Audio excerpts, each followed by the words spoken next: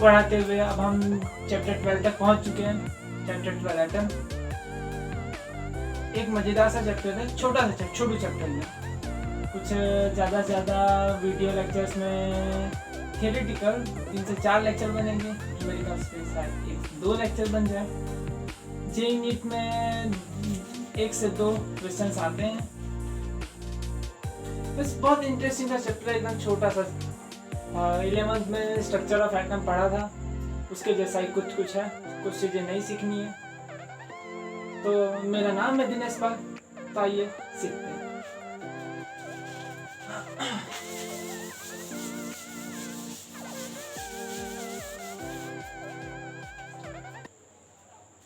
तो इस चैप्टर में कितनी चीज़ें सीखने वाले हैं।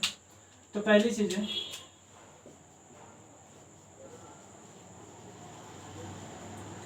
Thomson's atomic model. First model, atom का जो फर्स्ट मॉडल था वो। सेकंड, रदरफोर्ड एक्सपेरिमेंट, उसका एडवांस लेवल का जो एक्सपेरिमेंट था, अल्फा पार्टिकल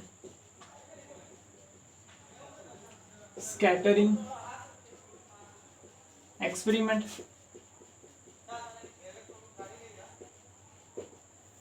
जहाँ पे फेल कर गए उसके बाद उन्होंने उनकी थियोरी को संभाला। Bohr's atomic model, Bohr's atomic model, ठीक है। उसके बाद आया था, उसके बाद बोहर्स एटॉमिक मॉडल खत्म, वहाँ पे थियोरी उन्होंने बराबर से अच्छे से समझा दी थी। उसके बाद आया था स्पेक्ट्रम। स्पेक्ट्रम सीखने वाले हैं। स्पेक्ट्रम 2 टाइप के थे, continuous and discrete. Discrete spectrum, दोनों चीजें सीखने वाले हैं। उसके बाद सीरीज सीखेंगे। तो चलिए पहले से शुरू करते हैं।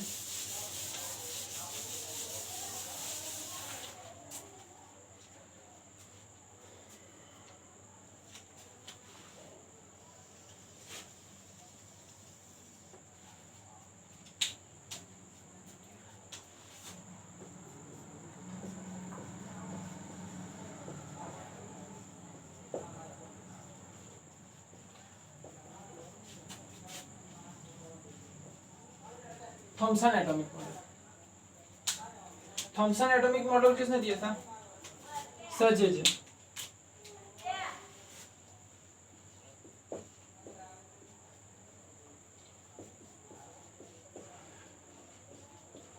Thompson gave the first idea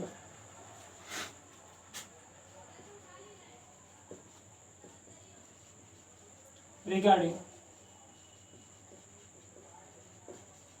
structure of atom.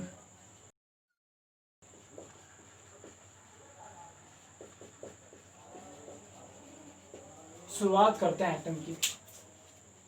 तो एटम की पहली बात किसने की थी? John Dalton. जॉन डाल्टन से बात शुरू हुई थी। जॉन डाल्टन ने बोला था कि एटम इनडिविजिबल लास्ट पार्टिकल है जिसको हम डिवाइड नहीं कर सकते। लेकिन उनकी बात भी काफ़ी सालों तक चल रही थी। अच्छी खासी लोग मान रहे थे कि नहीं, एटम आखिरी पार्टिकल है जिसको हम तोड़ नहीं सकते, ठीक है। तो ये बातें चलती रही कुछ सालों तक। फिर जब डिस्कवरी ऑफ इलेक्ट्रॉन्स हुआ, थॉमसन ने एक्सपेरिमेंट किया था। थॉमसन्स के एक्सपेरिमेंट के बाद जब डिस्कवरी ऑफ इलेक्ट्रॉन्स हुए, पहली बात आई थी, पहली बात जॉन डाल्टन ने अच्छे से एक्सप्लेन किया था कि आखिरी पार्टिकल है जो है एटम का, एटम जिसके हम डिवाइड नहीं कर सकते, जिसके हम टुकड़े नहीं कर सकते, ठीक है। वो वहाँ तक अच्छे से बोल रहे थे। लेकिन जब डिस्कवरी ऑफ इलेक्ट्रॉन हुई थी, इलेक्ट्रॉन की डिस्कवरी हुई, तब लोग थॉमसन ने डिस्कवरी की थी इलेक्ट्रॉन की, सबसे थॉमसन ने। तो डिस्कवरी ऑफ इलेक्ट्रॉन होने के बाद तो थॉमसन ने अपने हिसाब से, इलेक्ट्रॉन्स के हिसाब से उन्होंने एक मॉडल दे दिया था, जिससे हमने बोला जो थॉमसन एटॉमिक मॉडल, उन्होंने अच्छा खासा मॉडल दिया था। ऐसा नहीं कि वो फेल थे, मतलब आप लोग अभी भी बोलते हैं इसको, बहुत स्टूडेंट्स होते हैं, ऐसे बच्चे पढ़ते ही नहीं है कि थॉमसन ने बोला था हाँ भाई पंप लोडिंग मॉडल जैसा है, ठीक। लेकिन ध्यान से पढ़िए, हर एक चीज़ रिपीट करूँगा अच्छे से। उनके अकॉर्डिंग टू दिस मॉडल,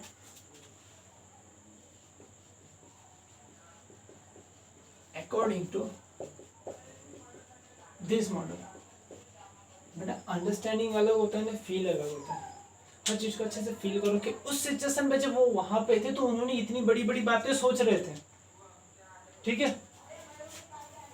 जैसे ये उन्होंने एक एटम को एक स्फीयर शेप में लिया, ठीक है, उसमें उन्होंने ऐसे इलेक्ट्रॉन्स को ऐसे randomly like a seed in watermelon। जैसे यहाँ से फिगर दिख रही है, कैसे ये यहाँ पे फिगर दिख रही है कि ये पूरा है ना पॉजिटिव चार्ज है, उसमें कुछ कुछ कुछ कुछ जगह पे इलेक्ट्रॉन्स लगे हुए हैं जैसे यहाँ पे। तो ये क्या है, पूरा के पूरा पॉजिटिव है, चार्ज स्फीयर। नेगेटिव चार्ज जो पार्टिकल है उसे हमने बोला इलेक्ट्रॉन, ठीक है। अकॉर्डिंग टू दिस मॉडल, पहले an atom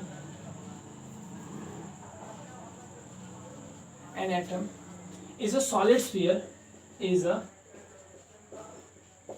solid sphere. According to this model, atom is a solid sphere in which entire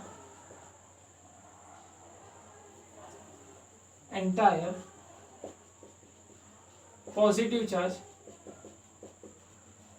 and positive charge and mass is uniformly distributed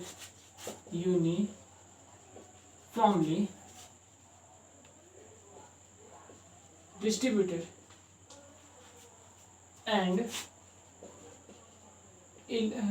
electrons are embedded and uniformly distributed, and electrons are embedded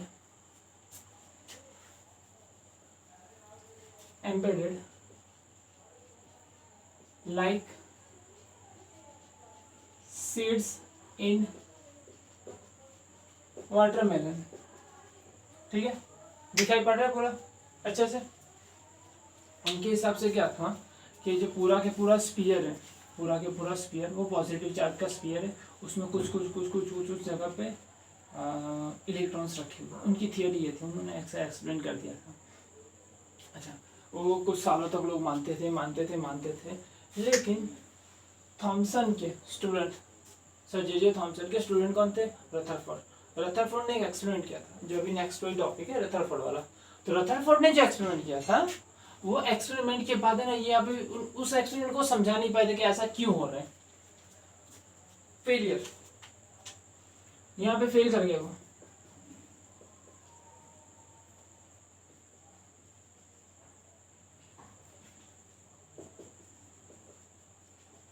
failure of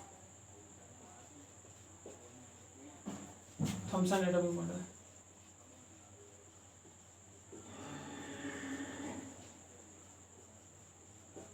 Thomson atomic model का failure क्या था? दो चीजें वो समझा नहीं पाए थे।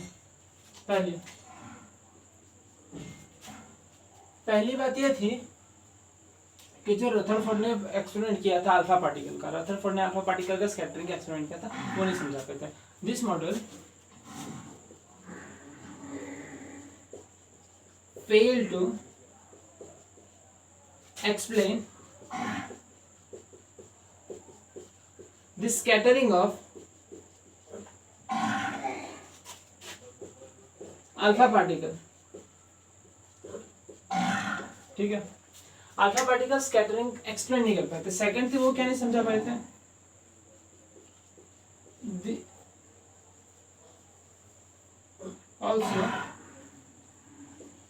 also cannot explain the origin of spectrum। अच्छी चीज, दोनों चीजें अच्छे से समझा जाता। जब वो अल्फा पार्टिकल स्कैटरिंग नहीं समझा पाए थे। अल्फा पार्टिकल स्कैटरिंग में कैसा था बेटा,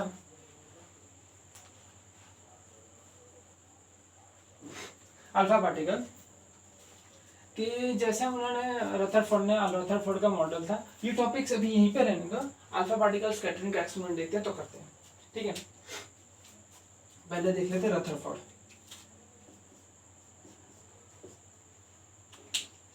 पेन ही नहीं चल रही।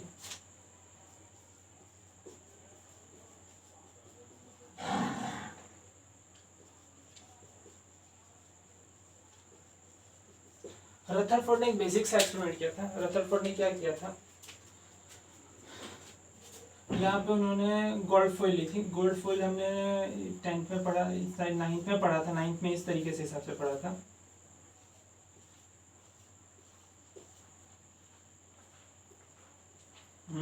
याद आ गया सर वही वही वही वाला जो हमने 3 बार रट्टा मारा था। अरे एग्जाम में आया था, मैंने पीछे वाले से पूछ के लिखा था। पास आउट हो गया, पास आउट हो गया, पास आउट हो गया, टकरा के रिटर्न, टकरा के, हाँ यही alpha particle, gold atoms, alpha particle.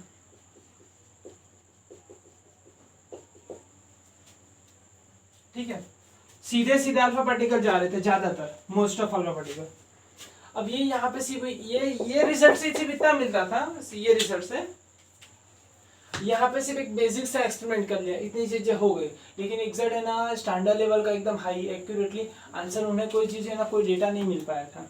ठीक है, यहाँ से तो रदरफोर्ड ने एक्सपेरिमेंट किया, गोल्ड फॉइल में से ज्यादातर अल्फा पार्टिकल सीधे सीधे पास आउट हो गए। तो उनके हिसाब से जो है ना, अब मैं जाता हूँ। अच्छा, अल्फा पार्टिकल पहले है क्या, पहले अल्फा पार्टिकल पढ़ते हैं। अल्फा पार्टिकल है क्या? अल्फा पार्टिकल खुद हीलियम एटम का न्यूक्लियस है, nucleus of helium atom. Nucleus of helium atom बोले तो हीलियम है न्यूक्लियस, उसके आसपास 2 इलेक्ट्रॉन्स हैं, 2 इलेक्ट्रॉन्स एंड 2 प्रोटॉन्स हैं। ठीक है, हीलियम एटम का न्यूक्लियस तो He++, मतलब 2 इलेक्ट्रॉन जा चुके हैं, मतलब यहाँ पे कोई इलेक्ट्रॉन्स नहीं है, मतलब ओनली पॉजिटिव चार्ज है। मतलब हीलियम का कितना है, 2 प्रोटॉन, मतलब उसका चार्ज कितना है 2e, उस पर चार्ज कितना है 2e।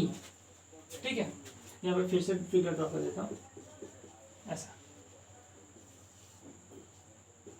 ये किसकी है, हीलियम की, और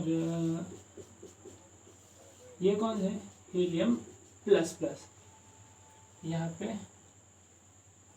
सर कितनी बार बिगाड़ोगे, 2 प्रोटॉन, 2 प्रोटॉन। ठीक है, 2 प्रोटॉन। अब अल्फा पार्टिकल खुद एक पॉजिटिव चार्ज है, पॉजिटिव चार्ज। ये अल्फा पार्टिकल पॉजिटिव चार्ज जब यहां से जाएगा तो ज्यादातर स्पेस में से वो पास आउट हो गया। ध्यान देखना,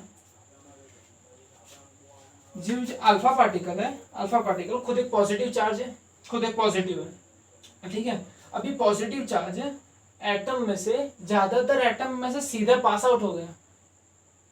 मतलब यहाँ पे पॉजिटिव, इनके हिसाब से क्या था, इनके हिसाब से पूरा के पूरा पॉजिटिव चार्ज है, पॉजिटिव चार्ज है। तो जो अल्फा पार्टिकल ऐसे इस पे आता, अल्फा पार्टिकल तो पूरा के पूरा पॉजिटिव तो रिपेल करके निकल जाता, पास आउट तो होने नहीं देता। मतलब ये थॉमसन यहाँ पे गलत बोल रहे हैं कि पूरा के पूरा पॉजिटिव है, पूरा के पूरा पॉजिटिव नहीं है, कुछ ही पार्ट पॉजिटिव होना चाहिए, बाकी के पार्ट में से तो अल्फा पार्टिकल सीधे। तो वो कितने जा रहे थे, कितना अमाउंट है, न्यूक्लियस कितना छोटा है, इलेक्ट्रॉन्स कितनी दूर पे घूम रहे हैं, डायमेंशन ऑफ न्यूक्लियस नहीं पता चल रहा था। डायमेंशन ऑफ कितने डेविएट हो रहे हैं, कितने एंगल पे डेविएशन हो रहे थे, तो वो नहीं पता चल रहा था। तो वो एक्सपेरिमेंट किसने किया था, वो नेक्स्ट एक्सपेरिमेंट था।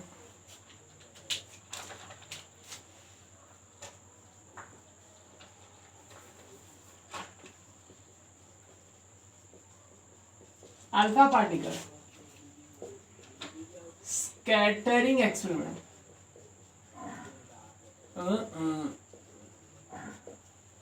ठीक है, अल्फा पार्टिकल स्कैटरिंग एक्सपेरिमेंट। तो ये किसने कंडक्ट किया था इन 1911? किसने? H Geiger and Ernest Marsden on the suggestion of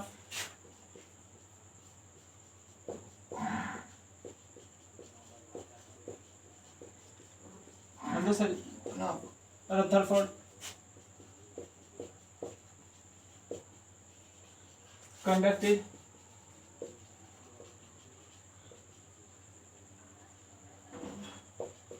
experiment।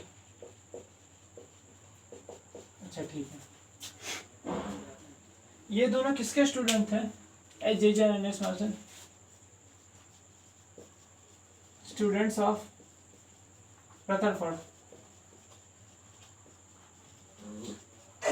रथरफोर्ड किसके स्टूडेंट थे?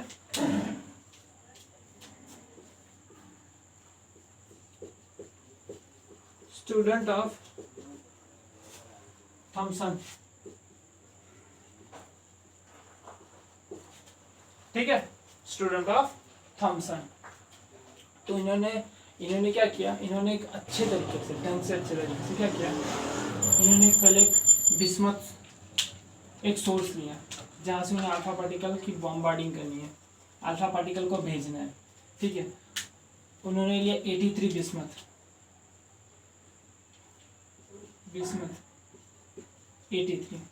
83 बिस्मथ लिया उन्होंने। अल्फा पार्टिकल का बहुत अच्छा सोर्स है 83 बिस्मथ।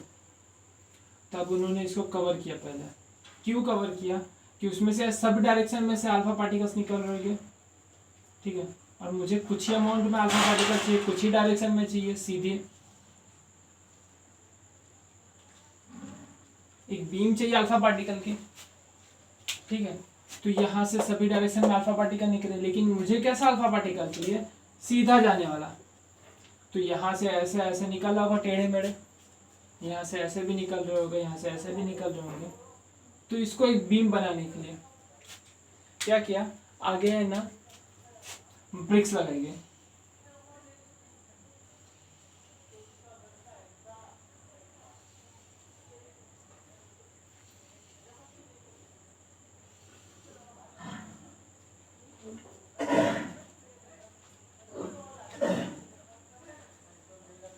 ब्रिक्स लगाएंगे।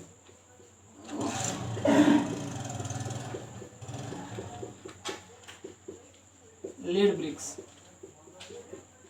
ये भी पूरा लेड का है। लेड क्यों? लेड बहुत अच्छा एब्जॉर्ब करता है, जिसमें से अल्फा पार्टिकल ऐसा सोर्स है जो अल्फा पार्टिकल को अच्छा से एब्जॉर्ब कर लेता है। ठीक है, तो यहाँ से बिस्मथ था 83 बिस्मथ। ठीक है, इसमें से अल्फा पार्टिकल जब निकले, अल्फा पार्टिकल निकल के गए, अल्फा पार्टिकल निकल के बॉम्बार्डिंग कहाँ पे हो गए। अब ये क्यों लगाए गए, टू कोलिमिनेट,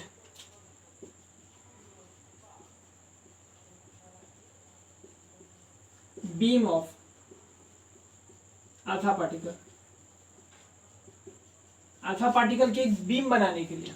ठीक है, यहाँ से अल्फा पार्टिकल सीधे सीधे गए और आगे जाके गोल्ड फॉइल पे टकराए। ठीक है, ये गोल्ड फॉइल है, गोल्ड फॉइल पे ऐसे जाके टकरा गए। ठीक है, गोल्ड फॉइल पे जाके टकरा। अब गोल्ड फॉइल में जाने के बाद वो यहाँ से जब अल्फा पार्टिकल यहाँ पे गए, तो कुछ अल्फा पार्टिकल सीधे हो गए, कुछ अल्फा पार्टिकल थीटा एंगल पे डेविएट हो गए। ठीक है, तब ये डेविएट हो रहे थे, तो एग्जैक्ट कितने अमाउंट में कितने number of alpha particle deviate हो रहे थे, ये भी एक रेशियो होना चाहिए था। क्या मैं दिखाई दे रहा हूँ? हेलो, अच्छा, बहुत बढ़िया। एकदम सुंदर सा, ठीक है। जरा कैमरा हिल गया। Lead bricks to collimate beam of alpha particle, ठीक है। यहाँ से अल्फा पार्टिकल जब गया तो कुछ अल्फा पार्टिकल सीधे सीधे पास आउट हो गए, वो भी बढ़िया। कुछ अल्फा पार्टिकल डेविएट हो गए, वो भी बढ़िया। लेकिन कितने अल्फा पार्टिकल डेविएट हो रहे हैं, रेशियो, कुछ रेशियो तो पता होना चाहिए कि इतने सीधे जा रहे, इतने ये एंगल पे डेविएट हो रहे, इतने ये एंगल पे, कुछ नहीं पता था। तो उन्होंने एक लॉजिक लगाया। उन्होंने क्या किया कि यहाँ पे फ्लोरेसेंस स्क्रीन, फ्लोरेसेंस स्क्रीन नाम सुना है? हाँ सर, स्ट्रक्चर ऑफ एटम में सुना था। हाँ, सुनेला सुनेला लग रहा है सर, कहीं तो सुना है। फ्लोरेसेंस की किसकी? ZNS की।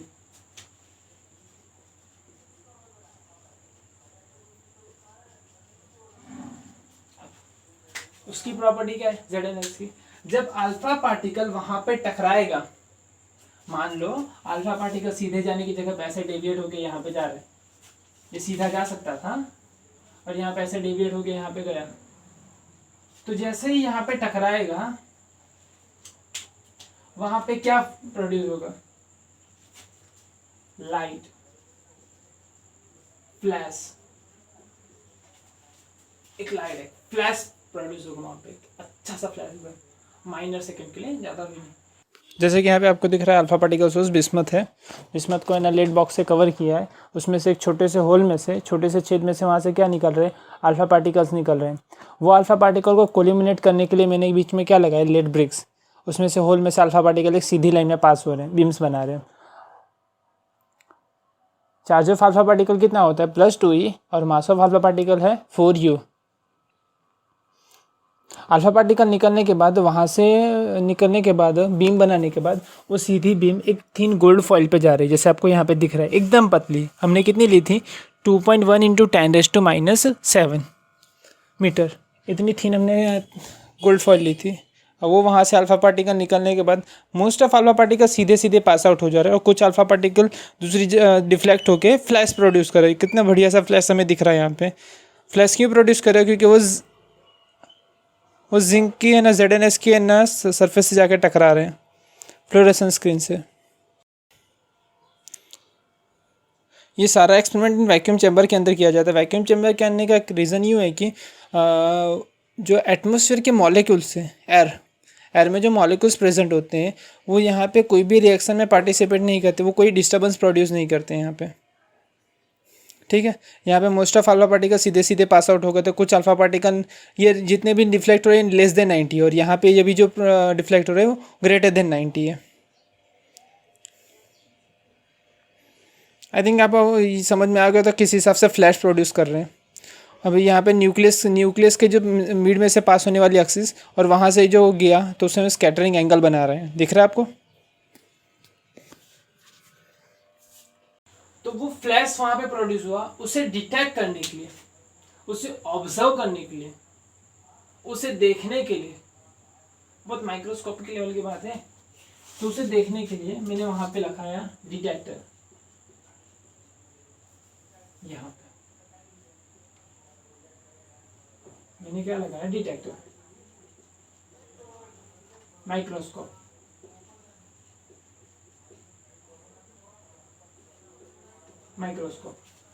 ठीक है, माइक्रोस्कोप लगा, डिटेक्टर लगाया।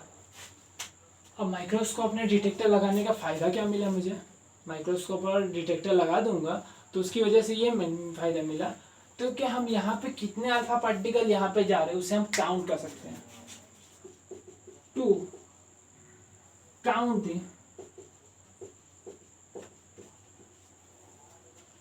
The number of alpha particle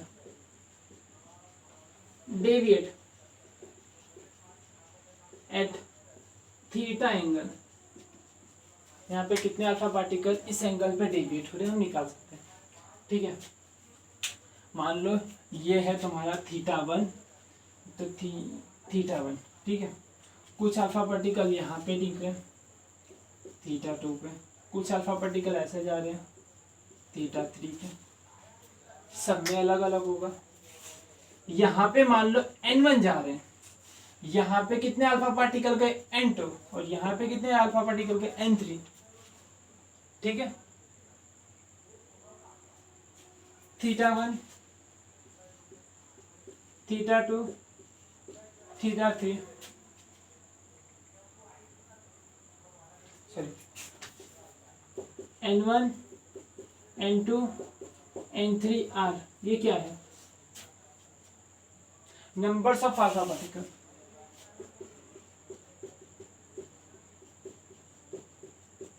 particles which are deviated at alpha particles deviated at angle θ1 θ2 θ3 respectively, अच्छे से रिस्पेक्टिवली, ठीक है। दिख रहा है? अब ध्यान से देखना। अब मैं ये बोलने जा रहा हूँ, कहाँ, हाँ यहाँ।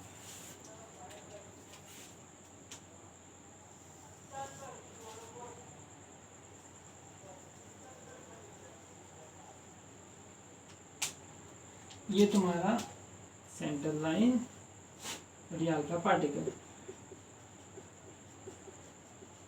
यहाँ, ठीक है। ध्यान से देखना, यहाँ पे प्रोटॉन है,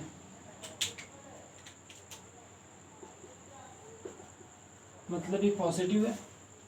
यहाँ पे अल्फा पार्टिकल 2 प्रोटॉन है, यहाँ पे प्रोटॉन्स हैं और यहाँ पे ओनली 2 प्रोटॉन है। ये यहाँ पे जाएगा तो रिपेल करेगा। इनके हिसाब से क्या था, पूरा के पूरा पॉजिटिव चार्ज है, पूरा के पूरा जब पॉजिटिव है, ये पूरा के पूरा पॉजिटिव, ध्यान से मेरी बात फील करना, तो अल्फा पार्टिकल अंदर से जा ही नहीं पाएगा, रिपेल होके वापस आ जाएगा। लेकिन ऐसा हुआ नहीं। रदरफोर्ड ने बोला कि ऐसा क्यों हो रहा है, थॉमसन जी मुझे बताइए। देर करके नहीं बता। तो इसका मतलब ये हो सकता है कि ज्यादा सारे, ऑलमोस्ट ज्यादातर पार्टिकल सीधे सीधे पास आउट हो जा रहे हैं। इसका मतलब कि जो न्यूक्लियस है वो बहुत छोटा है, ठीक है ना। अभी कंक्लूजन्स आने वाले, ठीक है, ये सब रिजल्ट्स जो आने वाले। इतना लिख लिया, इतना लिखा, चलो इसका कुछ डिटेल्स नोट्स डाल दो।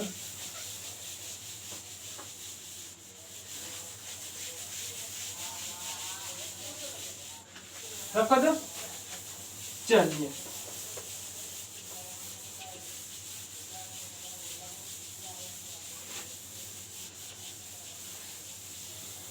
Very good.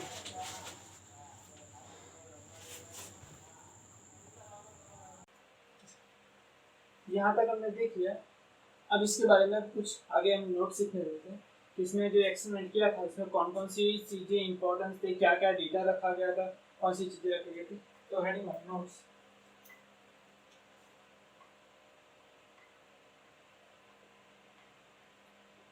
एक्सपेरिमेंट में क्या क्या चीज़ें दी गई थी।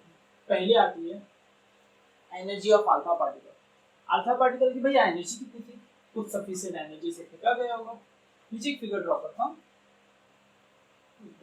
पहले अभी यही एनर्जी ऑफ अल्फा पार्टिकल।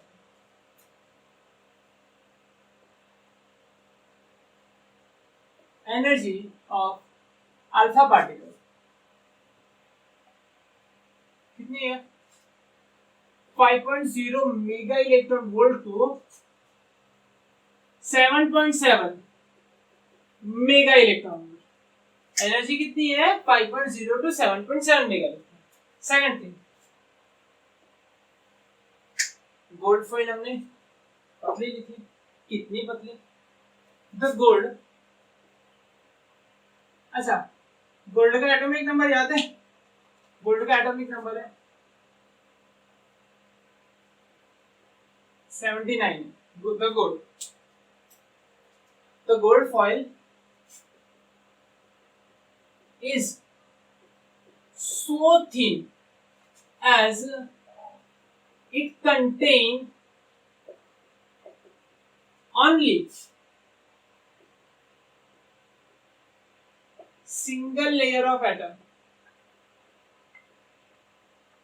इतनी पतली कि इन्हें जस्ट हमने सिंगल लेयर ऑफ एटम कर रखी है, एकदम पतली सी, तो उसमें बहुत कम एटम्स हो, सिंगल लेयर, एक लेयर बन जाए।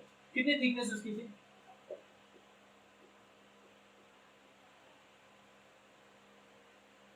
2.1 इंटू 10⁻⁻7 बहुत, -7 दिख रहा है आपको कितना कम है, कितनी पतली है। अच्छा, गोल्ड लिया, गोल्ड फॉइल ली, ठीक है, गोल्ड फॉइल ली, लेकिन गोल्ड ही लेने का रीजन क्या? दूसरा कोई एलिमेंट ले सकते थे, दूसरा कोई मेटल ले सकते थे, तो गोल्ड लेने का रीजन क्या है? Gold is highly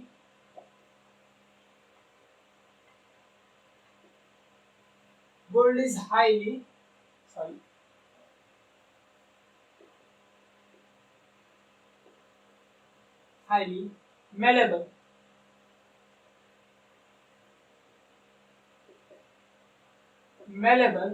and it can written into very thin sheet, very thin sheet, like thickness कितनी होनी चाहिए? 2.9 × 10⁻7 मीटर, इतनी पतली गोल्ड है। गोल्ड के हाईली मेलेबल है, जो हमें पता होगा। और दूसरी चीज क्या है कि उसको हमने ना हीट करके उसको रिपीट के उसको है ना पतली शीट्स बना सकते हैं दूसरा, इसी वजह से गोल्ड लिया गया। बाकी दूसरी कुछ मेटल ले सकते थे, लेकिन हमारा एम क्या था कि एक सिंगल लेयर हो। अब डिफरेंस देखते थे, एक फिगर की बात है, ध्यान रखना। ये न्यूक्लियस है, इलेक्ट्रॉन्स के सेल्स, ठीक है। एक की बात करो, यहां से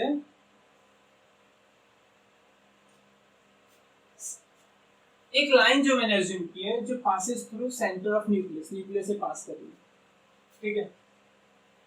अब देखना, जो इन केस अल्फा पार्टिकल्स यहां से जाएंगे,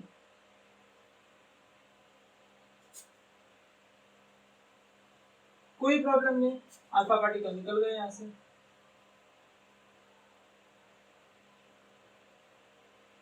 अल्फा पार्टिकल्स, ये सब अल्फा पार्टिकल सीधा पास आउट हो गए। जो यहां से गया पास आउट हो गया, इनकेस यहां से गया डेविएट हुआ, और नजीक से गया और ज्यादा डेविएट हुआ, ठीक है। और नजीक से गया और ज्यादा डेविएट हुआ, बट जब यहां पे गया, यहां पे एग्जैक्टली सेम वही एक्सिस मिड लाइन से पास करिए, सेंटर ऑफ न्यूक्लियस से यहां पे गया, तो जस्ट यहां तक पहुंचने के बाद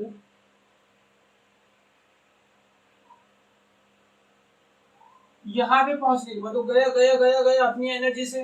देखना यहाँ पे, ये न्यूक्लियस है, अपनी एनर्जी से पार्टिकल गया एकदम अपनी एनर्जी लगा दी पूरी। जैसे इसको कुछ काइनेटिक एनर्जी से मैंने फेंका, कितनी काइनेटिक एनर्जी हो सकती है?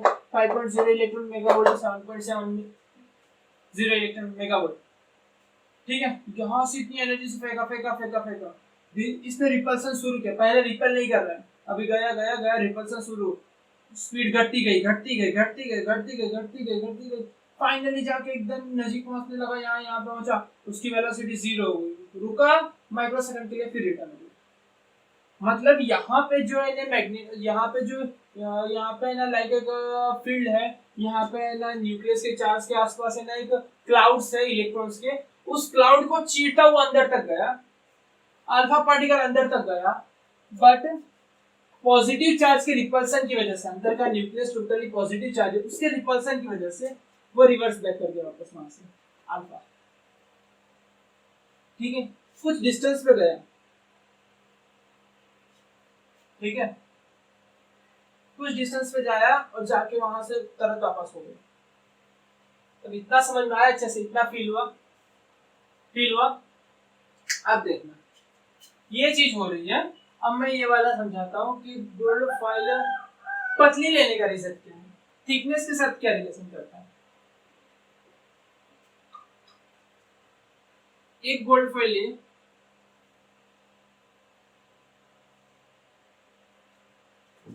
-7 है ना, 2.1 इंटू 10⁻³ ले लो, बस इतना ही है। हाँ, और एक ले रहा हूँ -3 ले लो, और एक यहाँ पे लो एकदम पतले से 2.1 10⁻⁷ मीटर, ठीक है। अब इसमें number of atomic layer, number of atom layer यहाँ पे कितना है, यहाँ पे ये अप्रोक्स बहुत जाड़ी हो गई, 10⁻⁻ कितनी,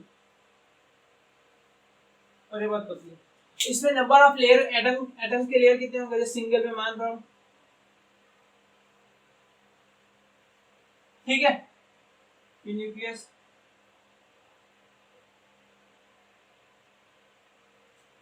ठीक है, जैसे यहाँ पे अल्फा पार्टिकल आया, पास आउट कर गया, पास आउट कर गया, टकरा गया, पास आउट कर गया, ठीक है, देखा अच्छे से। लेकिन यहाँ की बात करो, यहाँ पे नंबर्स ऑफ लेयर बहुत ज्यादा है,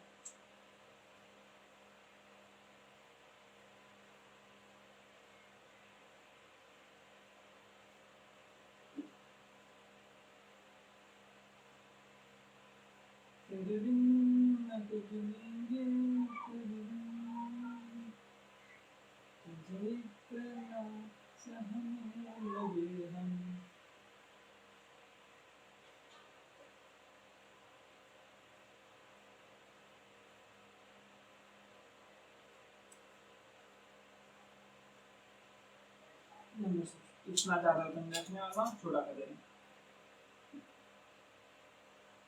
ठीक है। अब यहाँ से कुछ में बात कर रहा हूँ, बाकी सब बनाते रहना।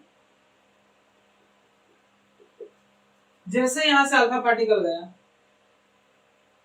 पहले से तो बच गया, दूसरे से जाके टकरा गया।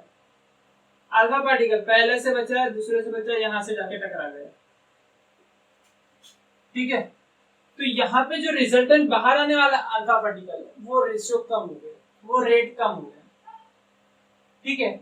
अब यहाँ पे एक्यूरेटली हम यहाँ नहीं बता सकते हैं कि है ना कितना स्कैटरिंग हो रहा है एटम की वजह से, क्योंकि वो पहले वाले लेयर की वजह से नहीं, सेकंड वाले, थर्ड वाले, फोर्थ वाले। तो हाँ, जो भी स्कैटरिंग का रिजल्ट आएगा, जो भी स्कैटरिंग का आंसर्स आएगा, जो भी आएगा, ऑब्जर्वेशन डेटा जो भी आएगा, वो इन सबका एवरेज बोल सकते हैं, एक्यूरेट नहीं बोल सकते, ठीक है। तो इसी वजह से हमने ट्राई की कि हो सके उतनी पतली हो सके, ठीक है। सिंगल एटम का सिंगल लेना बहुत हार्ड है, ऐसा पॉसिबल नहीं है, मानते हैं कि सिंगल लेयर ऑफ एटम, तो सिंगल लेयर ऑफ एटम नहीं होता, ठीक है। -7 मीटर है, और एटम की रेडियस होती है 10⁻⁻10, इसकी जो रेडियस होती है यहाँ से यहाँ तक की, वो 10⁻⁻10 मीटर होती है। 10⁻7 और 10⁻10, मतलब जो लेयर होगा उसमें भी हजारों की मात्रा में है ना एटम्स होंगे, हजारों की मात्रा में। तो वो भी है ना बहुत कम, हजारों में ही है, ज्यादा नहीं, हजारों में, हजारों की मात्रा में जो है थाउजेंड्स ऑफ जो एटम्स है, जो लेयर है, उस लेयर्स में जो थाउजेंड्स ऑफ एटम है, उनका एवरेज बहुत कम है, बहुत कम एटम है। और यहाँ पे 10⁻ से 10⁻7, 10⁻7 का डिफरेंस है, 10⁻7 मतलब 1 CR, 10 CR के आसपास पहुंच गए, 10 करोड़ एटम्स, बहुत ज्यादा है, आंसर्स में बहुत ज्यादा वेरिएशंस आ जाएंगे। अब जो ऑब्जर्वेशंस आए थे, वो हम कुछ देख लेते हैं। वर्ड पर क्या दिख रहा है अच्छे से, क्या बढ़िया है, एकदम बढ़िया। तो मैं यहीं का मिटा रहा हूँ, मुझे कुछ ऑब्जर्वेशंस लिखने, फिगर का काम है।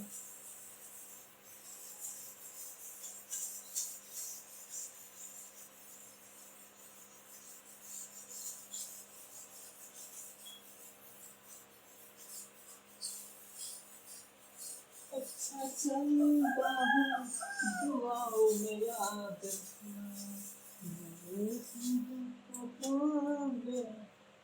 चलिए ऑब्जर्वेशन,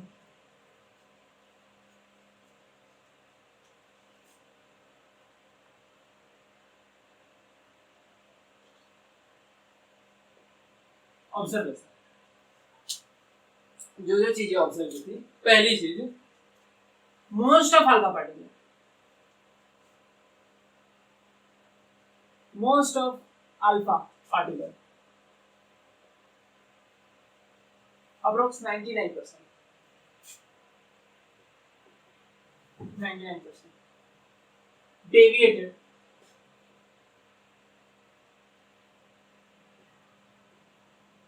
undeviated, sorry अनडेविएटेड में तो हो ही नहीं रहे, थीटा इज इक्वल टू 0, सीधे सीधे पास आउट कर ले, डेविएट ही नहीं हुए 99%, मतलब सिर्फ 1% का डेविएशन है। हाँ। Second, only 0.14% alpha particle deviate more than 1 degree, theta is greater than 1 degree, 1 degree से ज्यादा, 1 डिग्री से 0.14%, इतने ही कम अल्फा पार्टिकल, 0.14% अल्फा पार्टिकल ही जीरो थे, जीरो एंगल, सीधे सीधे पास आउट हो गए, थोड़े से डेविएट हुए 0.14%, 0.14%, सीधे सीधे जा रहे थे और कुछ 1 डिग्री पे डेविएट हो रहे थे, मान लो यहाँ की जगह पे यहाँ पे आके मिल, यहाँ पे आ रहे मोर देन 1 डिग्री, 1 डिग्री से ज्यादा, 1 डिग्री से ज्यादा जो थे only 40%।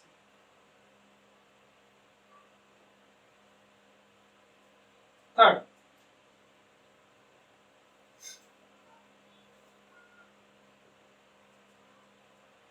One in 8,000 alpha particle,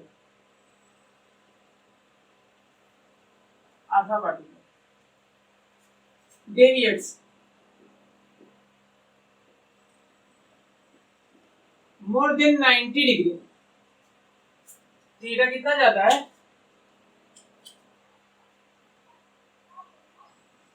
theta is greater than 90 degree,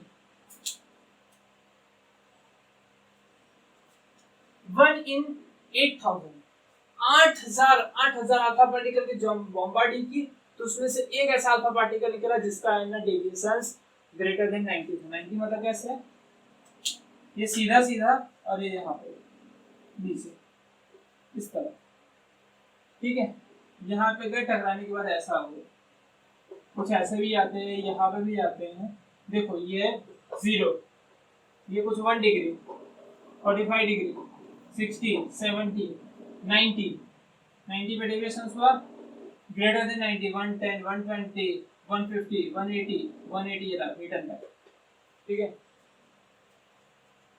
fourth,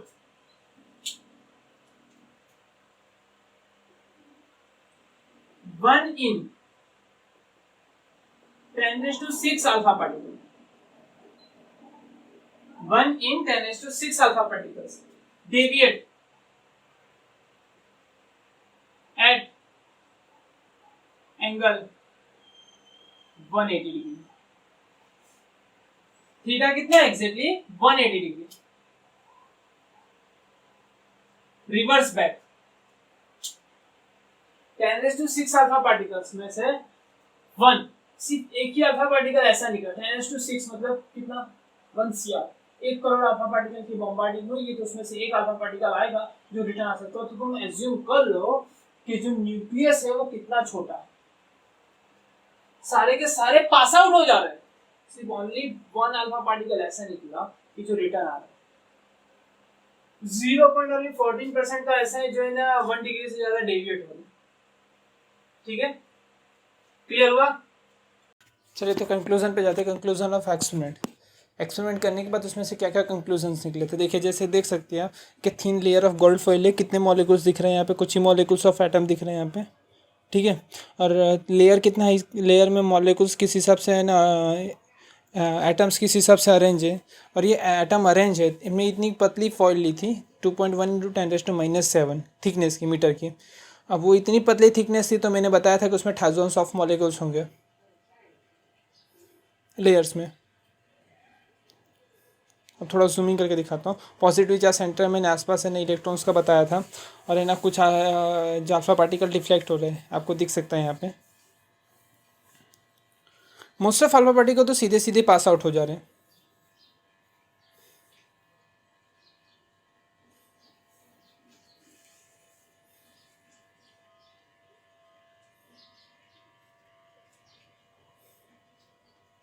देख सकता है यहाँ पे कि किस हिसाब से पास हो रहा है। मैं तो को जूम करके दिखाता हूँ। यहाँ पे देखिए, यहाँ पे किस हिसाब से है ना आसपास का जो एरिया वो खाली है, सेंटर में न्यूक्लियस है, दिख रहा है। और ये न्यूक्लियस के साथ है ना यहाँ पे कुछ ही मॉलिक्यूल्स ऑफ कुछ ही अल्फा पार्टिकल टकरा रहे हैं। देखिए देखिए किस हिसाब से है ना अल्फा पार्टिकल टकरा के रिटर्न बैक हो रहे हैं, डिफ्लेक्ट हो रहे हैं। रदरफोर्ड क्या है, मॉडल के हिसाब से सेंटर में न्यूक्लियस उन्होंने ले लिया, आसपास का जो एरिया था उन्होंने एम्प्टी स्पेस बोला था। उन्होंने बोला था कि एम्प्टी स्पेस है यहाँ पे, उसमें इलेक्ट्रॉन्स रिवॉल्व कर रहे होंगे अराउंड। देखिए मैं बताता हूँ कुछ, इलेक्ट्रॉन्स कुछ इस तरीके से आसपास रिवॉल्व कर रहे हैं। ऐसा रदरफोर्ड का मॉडल था। उनका ये मॉडल को प्लानिटरी मॉडल बोला गया था। हो गया, चलो आगे। अब स्कैटरिंग तो हो रहा है, कितना स्कैटरिंग हो रहा है, नंबर्स ऑफ स्कैटरिंग्स कितने हो रहे हैं, उसका कुछ फार्मूला है, कुछ चीजें देख लो फटाफट। Number of scattering of alpha particle, number of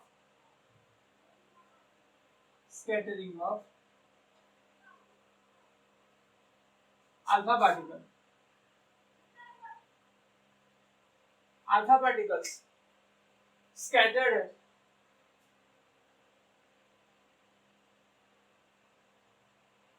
angle theta,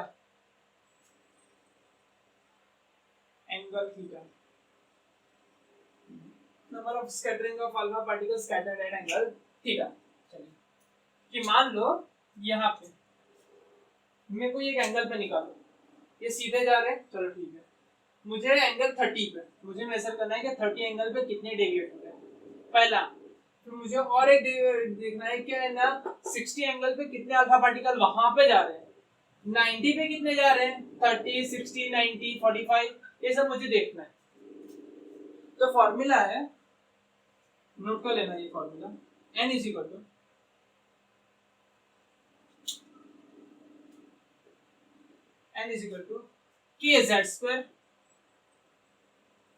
kz² sin is to 4 theta by 2, where k क्या है, k क्या है, कांस्टेंट, 9 into 10⁹ यूनिट्स। उसके बाद z क्या है, एटॉमिक नंबर, यहाँ पे गोल्ड है 79,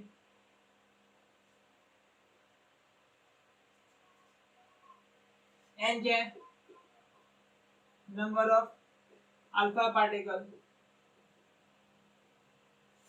स्कैटर्ड, थीटा क्या है, at angle scattering angle, scattering angle. Clear हुआ? अब इसमें से इन चीजों पर से यहाँ पे निकाला गया, यहाँ पर से रिजल्ट दिया गया। अब तुम्हें एक चीज याद हो तो साइन की वैल्यू, साइन थीटा, साइन 0 1 होता है और साइन 1 0 होता है, साइन 90। ठीक है, 0 से 1 जैसे जैसे एंगल बढ़ेगा, θ/2 है तो 180 रखूंगा थीटा तो 90 हो जाएगा, 180 का रिटर्न पे 180 0। ठीक है, अब साइन 90 0 होता है, साइन 0 1 होता है, तो जैसे जैसे एंगल बढ़ेगा वैसे वैसे वैल्यू घट रही है। मैथ्स यहाँ पे कट करना पड़ेगा, तो यहाँ पे इतना हो गया। अब है ना इसके हिसाब से ग्राफ ग्राफ ग्राफ में हम लेंगे थीटा, एंगल थीटा और स्कैटरिंग एन, यहाँ पे एन लेंगे, यहाँ पे थीटा लेंगे, ये स्कैटरिंग एंगल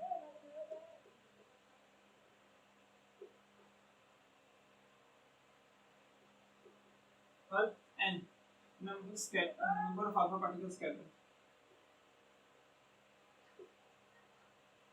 scattered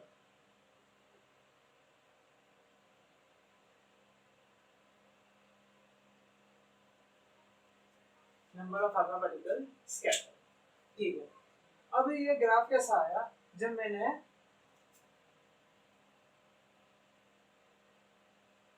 यहाँ पे जब यहाँ पे देखा तो मोस्ट ऑफ अल्फा पार्टिकल, जितने भी अल्फा पार्टिकल्स थे, जितने भी alpha particles, most of alpha particle सीधे सीधे पास आउट हो रहे थे। यहाँ पे जब मैंने 1 डिग्री की बात की, यहाँ से लेस देन 1 डिग्री 1 डिग्री तक की, तो ज्यादा सा अल्फा पार्टिकल यहाँ पे थे, मोस्ट ऑफ। फिर 2 डिग्री की बात की और कम, 3 डिग्री की बात की, 30 डिग्री की बात की, तो यहाँ पे आया ऐसा ऐसा ऐसा ग्राफ आया, यहाँ पे बहुत कम 180 तक। धीमे धीमे जैसे जैसे एंगल बढ़ा, यहाँ पे सबसे ज्यादा आधा पार्टिकल जा रहे, और कम और कम और कम और कम और कम और कम, बहुत कम बहुत कम बहुत कम, 10⁶ में 1, 10⁶ में 1, 10⁶ में 1। एंगल छोटा था, यहाँ पे सीधे सीधे जा रहे थे, छोटा एंगल, बहुत ज्यादा अल्फा पार्टिकल, थोड़ा एंगल बड़ा कर दिया, एंगल एकदम छोटा था, अल्फा पार्टिकल बहुत ज्यादा, एंगल मैंने बड़ा किया, बड़े वाले एंगल पे देखा, ये वाला एंगल पे थोड़े बड़े, कम अल्फा पार्टिकल में, और एंगल बड़े एंगल पे देखा, 90 पे देखा तो और कम मिले, 150 पे देखा और कम मिले, और बड़ा एंगल पे और कम मिले। ठीक है, जैसे जैसे एंगल बढ़ता गया वैसे वैसे नंबर्स ऑफ अल्फा पार्टिकल मिलना कम हो गए। ठीक है, अच्छे समझना है।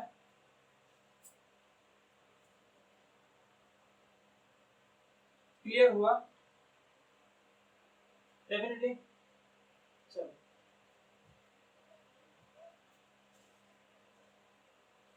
रफ कर दो, चलो ऊपर वाला रफ कर दो।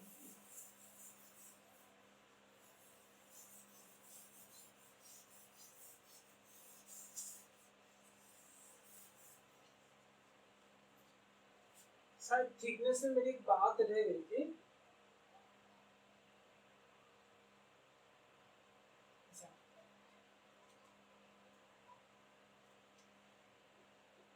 एक relation between thickness of foil and number of scattered alpha particles।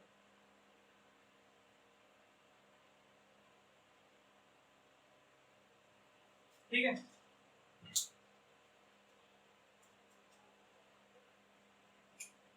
n is directly proportional to t, n is directly proportional to t, where n number of alpha particle scattered at angle theta, कोई constant angle की बात करूंगा, जैसे 30 40 50 उसी की बात करूंगा, वहां पे t is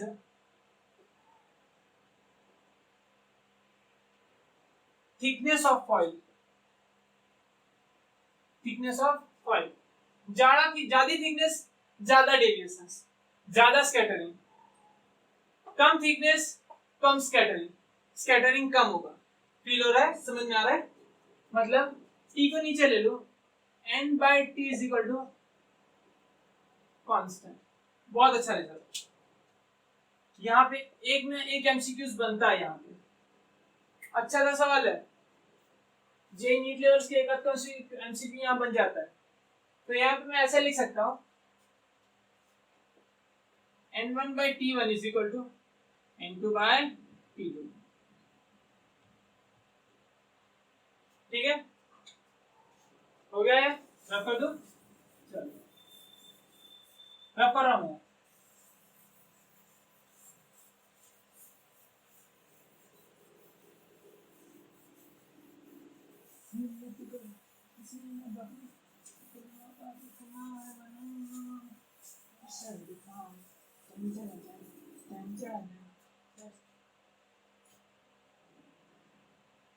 चलो एक समझ लेते हैं क्वेश्चंस।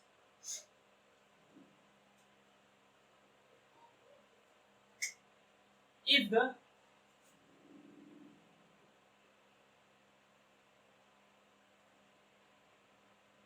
(10,000) alpha particles,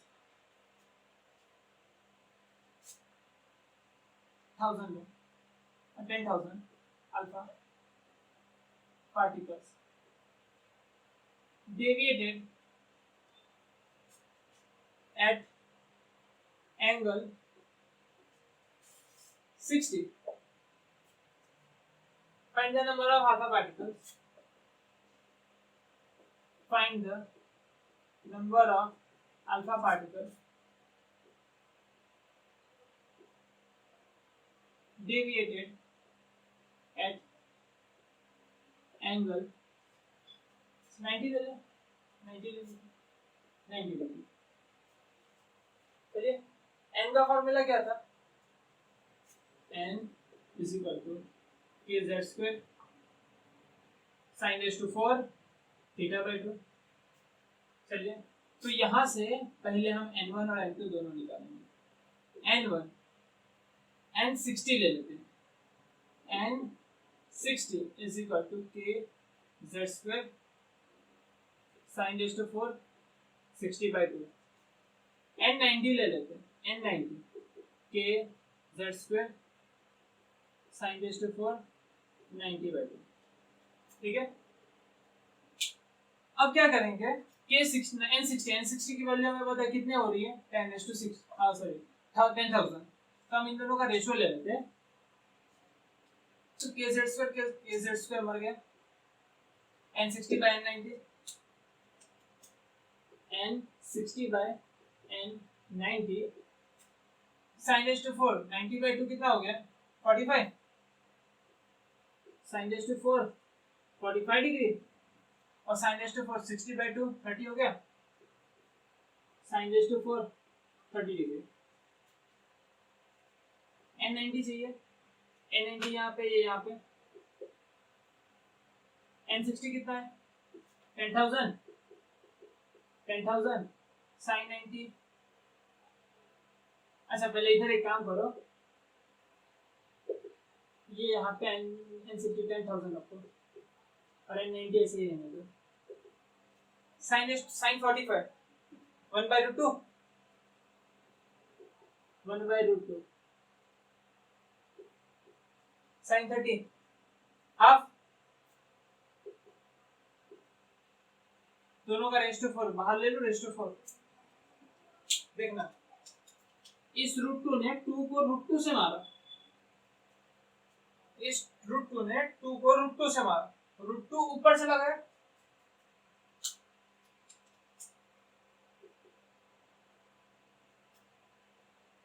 चलो बगल में लिखता 10,000 डिवाइड बाय n90, √2 ऊपर गया, √2 रेज़ टू 4 4 हो गया, n90 यहाँ पे 4 यहाँ पे।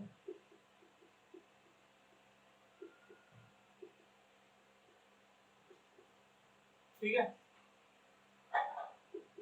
n90 is equal to 2,500। निकला आंसर? कितने अल्फा पार्टिकल 90 डिग्री मिलेंगे? 2,500। अच्छे से चलो और क्या दिख रहा है? ओके बढ़िया से